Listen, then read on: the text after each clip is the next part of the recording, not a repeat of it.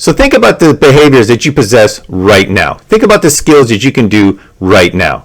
Now think about where those skills were just 10 years ago. The difference between 10 years ago and right now is probably mind-boggling. And if you think about where those skills were when you were in kindergarten, what level you were at in those skills when you were in kindergarten, the difference is mind-blowing. But the question is, how did we get to your skills today? Well, we're going to take a look at that because my name is Dr. Igor Juricevic, and this is Functional Analysis of Behavior 1. Let's go.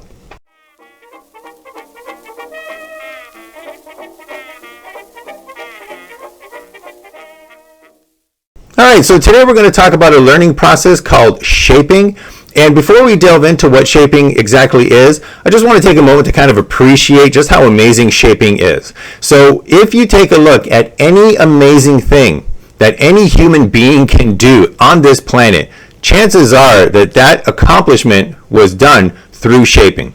So when you take a look at a professional musician that can play songs, that can play rhythms, that can play notes that you couldn't even hope to play at this particular moment, just know that at one point that musician did not even know how to hold their instrument. And yet through the process of shaping, they were able to go from that status of beginner to the status of expert where they're able to play just about any song in an amazing way. And in your own life, we have gone through shaping for many of the things that we can do. So for example, in our academic career, we have gone through shaping. So think about the things that you need to do in order to be able to learn. One simple example is you need to be able to sit quietly and listen to somebody who's conveying information. And when you think about how able you are to do that today, you could probably, if you go to university, for example, sit and listen to somebody for an hour and 15 minutes. That is your current level of behavior. Compare that to where you were in kindergarten. Asking a kindergartner to sit for an hour and 15 minutes would be a disaster. They find it challenging maybe to sit even for 5 to 10 minutes quietly without moving, and now we can do it for an hour and 15 without very much difficulty. So again, that behavior of being able to sit silently and listen has gone through shaping to get you to the level where you're at right now. And another academic skill, the skill of studying. Think about all the studying skills that you have. Think about all the studying ability that you have developed over the years of your academic career. And again, these are all skills. So just the ability to study for a longer period of time was something that you did not possess when you studied for your first test. There was probably a lot of frustration after studying for your first test, after studying for, let's say, maybe 20 minutes. And now you could probably pull, if you needed to, an all-nighter. Not a good idea, but if you needed to, you could probably pull an all-nighter to prepare for an exam. It would be difficult, but it's a behavior that you can do. And again, we got from barely able to study for 20 minutes to being able to pull an all-nighter through shaping. And your entire academic career has been done through shaping. And this is one of the things that we're going to take a look at. This idea of what we're going to see is called successive approximations. So if you take a look at the structure of school, you might have noticed that grade 1 is a little bit more challenging than kindergarten. And grade 2 is a little bit more difficult than grade 1. And grade 3 is a little bit more advanced than grade 2, and so on and so forth until you graduate university. And all of those little bit harders, that's the idea of successive approximations that we're going to take a look at in just a moment. So let's delve into what shaping exactly is now that we've seen how it can be used to shape these amazing behaviors. Let's take a look at what it actually is. And for that, we're going to go to Cooper, Heron, and Heward. And they said, in short, shaping is defined as the differential reinforcement of successive approximations towards a terminal behavior.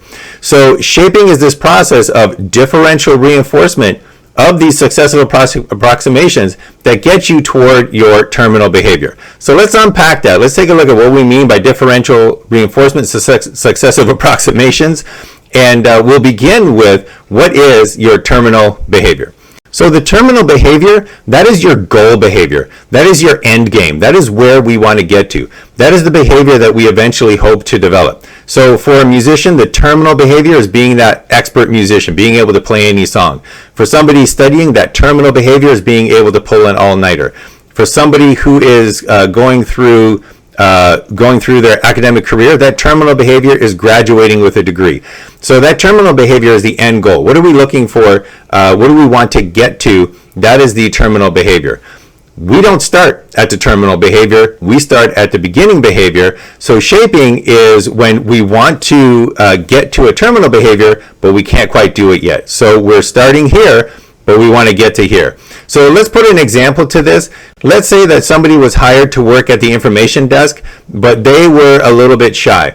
And because of that, they kept a socially unacceptable distance between them and the customer, between that person that is seeking information. So that is not good. That is not inviting. That does not encourage people to come up and ask you for information, which is what an information desk is for. So this is a behavior that needs to be changed. We start here too far away, and we want to get to here, a socially acceptable distance. And that socially acceptable distance, that is the terminal behavior in this example. So you might be sitting there and thinking to yourself, well, I know how to do this. Why don't we just reinforce the terminal behavior when it occurs? Why don't we just wait for that terminal behavior to occur, and then we'll reinforce this person, maybe with a little social reinforcement. Maybe their supervisor will come by and say, hey, great job on that last customer. And that will reinforce the terminal behavior. And that is a process that could work. However, sometimes that terminal behavior just does not realistically occur. Sometimes that terminal behavior is so rare that if you waited for the terminal behavior to occur, you might wait forever. So if that supervisor took this approach on day one, that information booth operator might never perform the terminal behavior. They might never be at that socially acceptable distance. Day 2, no instances of terminal behavior. Day 3, no instances of terminal behavior. Day 4, no instances of terminal behavior. Day 582, no instances of terminal behavior. So sometimes a terminal behavior is so rare that it's not practical to wait around for it. And in those instances, shaping comes in to help us get to that terminal behavior much, much quicker. So how does this work? Well, for any behavior, for any beginning behavior that a person can perform, there's always going to be variability. So this information booth operator is not always going to be at the exact same distance from a customer every single time. Sometimes she'll be a little bit closer, and sometimes she'll be a little bit further away. There's always variability around that behavior. So through shaping, what we do is we use differential reinforcement of successive approximations towards the terminal behavior. In other words, we positively reinforce behaviors that are steps towards the terminal behavior. In this case, positively reinforcing behaviors that are steps towards getting at a socially acceptable distance from the customer. And then we use differential reinforcement. That means we reinforce some instances but don't reinforce others. And those instances that we do not reinforce, those are the instances of the behavior that are either at the current level or further away from the terminal behavior. So those behaviors at the current level or further away, they are put on an extinction schedule. They are not reinforced. And those two contingencies together, reinforcing behaviors that are closer to the terminal behavior, not reinforcing behaviors that are further away from the terminal behavior, those two together are the differential reinforcement of successive approximations towards that terminal behavior. So in our example, we would have a little bit of variability in how far this person was when they were talking to a customer. And when the variability produced a behavior like this would get reinforced. However, when the variability produced a behavior like this would not get reinforced. This would be put on an extinction schedule. As well as this behavior, this would not get reinforced.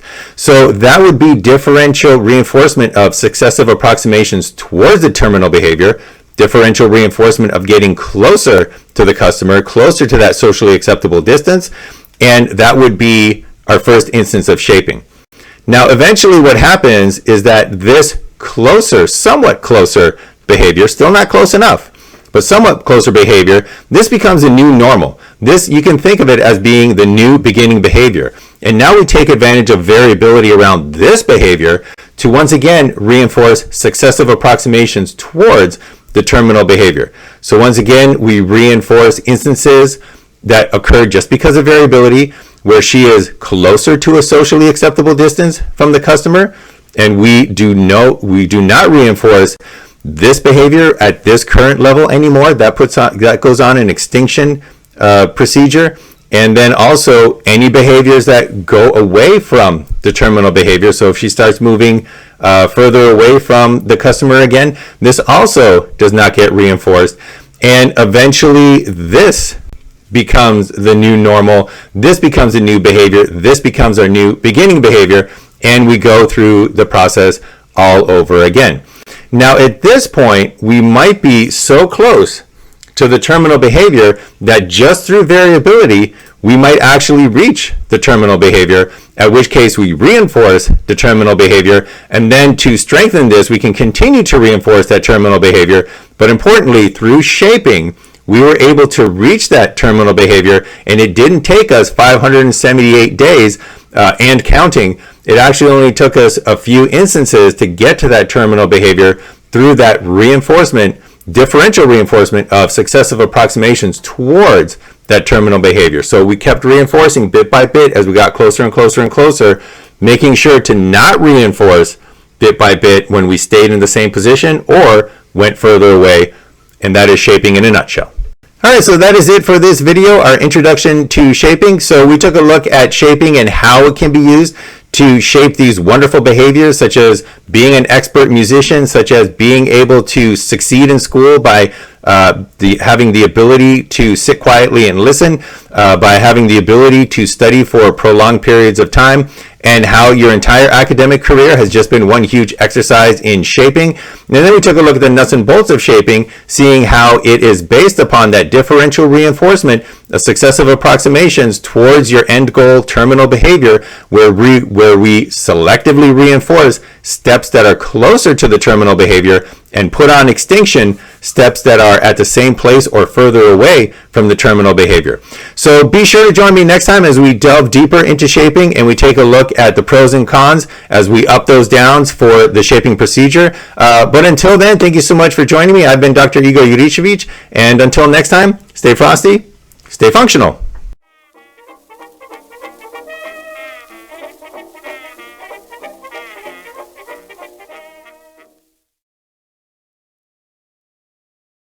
All right, so we're going to try this one more time because apparently I took a photo last time I recorded this. All right, so yeah, let's do this again.